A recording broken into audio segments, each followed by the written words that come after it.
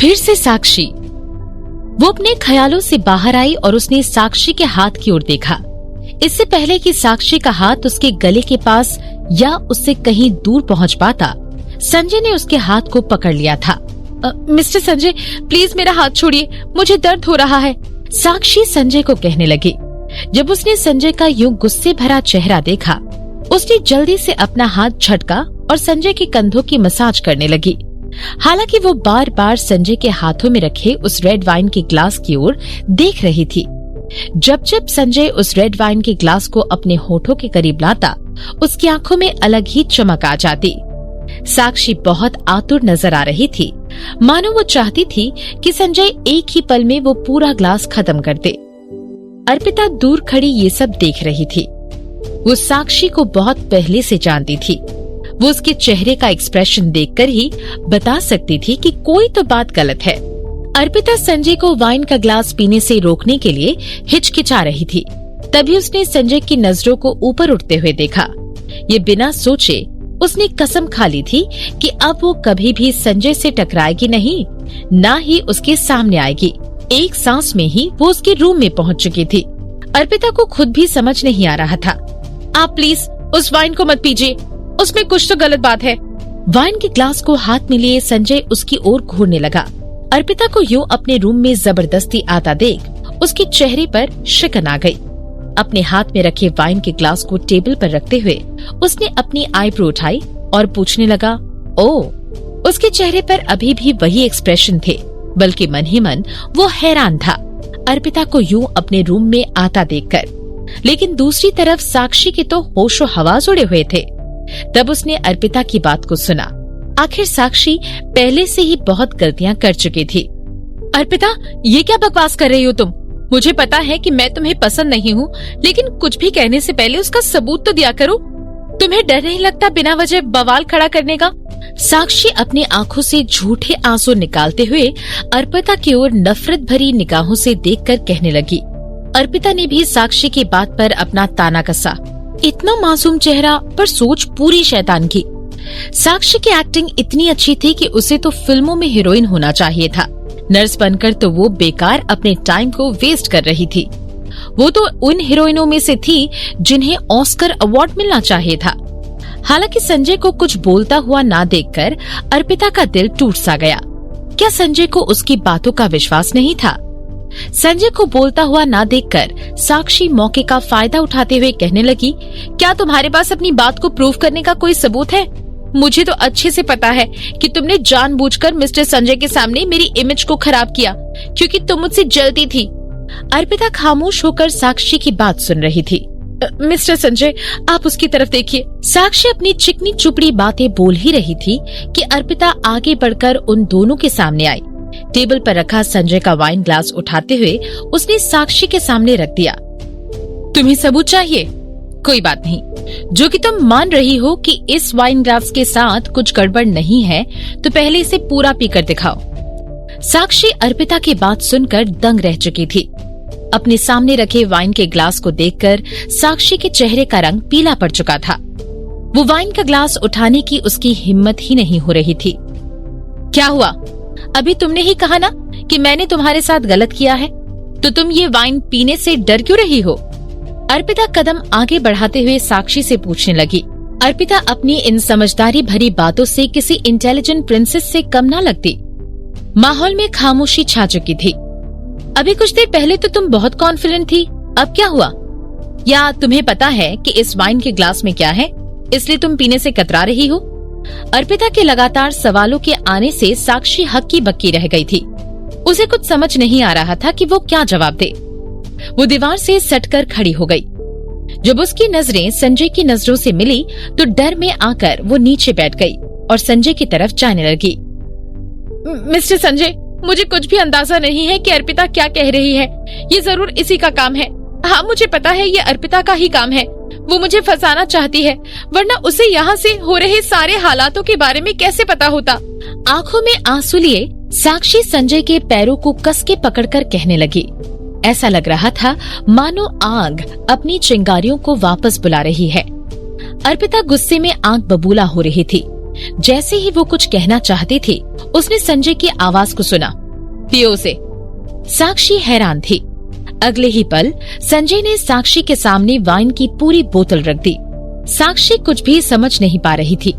संजय ने पहले कभी अर्पिता की बातों पर भरोसा नहीं किया, लेकिन अचानक से उसके एटीट्यूड में इतना बदलाव कैसे? वो चुपचाप संजय को घूरे जा रही थी। अपनी जगह से हिलने तक की हिम्मत नहीं थी उसमें। उसे विश्वास नहीं हो रहा था।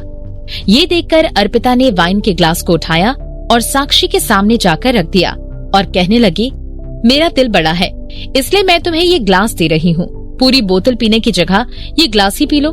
साक्षी को कुछ समझ नहीं आ रहा था कि वो इस मुसीबत से कैसे निकले। साक्षी बस अर्पिता और संजय की ओर देखे जा रही थी, जो एक के बाद एक उस पर सवालों के तूफान लाए जा रहे थे। वो उनके हाथों की कठपुतली बन चुकी थी। हालांकि उस वाइन के ग्लास में क्या था उसे अच्छे से पता था। अपने हाथों की मुट्ठियों को बंद करके दांतों को चबाते हुए वो अर्पिता की ओर गुस्से में देखने लगी। अगर अर्पिता नहीं होती तो संजय किसी भी कीमत पर उसे नौकरी से नहीं निकालता और इसी वजह से उसे इतना बड़ा रिस्क भी नहीं लेना पड़ता।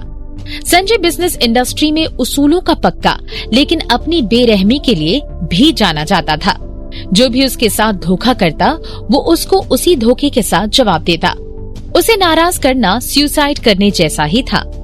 साक्षी की नजरें संजय की गहरी निगाहों से मिली। अपने सामने कोई और रास्ता ना देखते हुए चांस लेकर उसने वाइन का ग्लास एक झटके में ही खत्म कर डाला। 1 मिनट के अंदर उसके चेहरे का एक्सप्रेशन बदल गया। उसके चेहरे का रंग आंख की तरह लाल हो चुका था और उसकी हरकतें भी कुछ अजीब हो गई थी। कितना अच्छा है ये। साक्षी अपनी शर्ट की सबसे ऊपर वाली बटन खोली और संजय की तरफ बढ़ने लगी। मिस्टर संजय, मैं सच में आपको बहुत चाहती हूँ, प्लीज मेरी मदद कीजिए। उसके चेहरे का कलर ऑलरेडी लाल हो चुका था। इससे पहले कि उसके हाथ संजय तक पहुंच पाते, रूम में असिस्टेंट आ गया। वो जमीन से साक्षी को उठाते हुए रूम से बाहर ले गया। अर्पिता साक्षी को बाहर ले जाते हुए देख रही थी। साक्षी के जाने के बाद भी उसका मुंह शौक से खुला हुआ था। उसे पता था कि साक्षी ने संजय के वाइन के साथ कुछ तो छेड़छाड़ की है, लेकिन उसने ये नहीं सोचा था कि वो इतना पावरफुल नशा होगा। मित्तल हाउस और सिटी हॉस्पिटल के बीच में काफी डिस्टेंस था और इस वजह से साक्षी को काफी तकलीफ झेलनी पड़ेगी। जब अर्पिता अपने ख्यालों से बाहर आई, उसने देखा कि संजय फिर से अपने सोफे पर बैठ चुका है। अपने एक हाथ में अपने माथे को पकड़ते हुए वो बड़ी उत्सुकता के साथ अर्पिता की ओर देख रहा था। उसकी आंखों से निकलने वाली एक चमकदार किरणें जो अर्पिता को निहार रही थी, कभी कभी अर्पिता भी उन निगाहों को नहीं समझ पाती। उसका दिल जोर जोर से धड़कने लगा। उसे याद आया कि रूम में आने से पहले उसने लॉक तक नहीं किया था और वो जल्दी में रूम में आ गई थी। इस खड़ूस की बुरी और गुस्सैल पर्सनालिटी के साथ अर्पिता ने जो किया वो उसे कभी पसंद नहीं आता। या उसे ऐसा तो नहीं लग रहा था कि उसने उसका सुनहरा मौका छीन लिया है? आखिरकार उन दोनों की बातों से तो ऐसा ही लग रहा था कि वो साक्षी की बात को एंजॉय कर रहा था।